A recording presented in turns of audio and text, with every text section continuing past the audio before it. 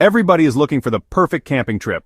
But not everyone knows how to stay safe and comfortable in the wild. Let's fix that. First, always pack more water and snacks than you think you'll need. Trust me, you'll thank yourself later. Don't forget a first aid kit and a flashlight with extra batteries. Choose a campsite that's flat, dry, and away from animal trails. Set up your tent before it gets dark, so you're not searching for tent poles by flashlight. Learn the basics: how to build a safe campfire, filter water, and spot poisonous plants. Remember, leave no trace. Pack out all your trash to protect nature. And here's a pro tip: keep your food sealed and hung up so curious critters don't join your midnight snack. Finally, always tell someone where you're going and when you'll be back.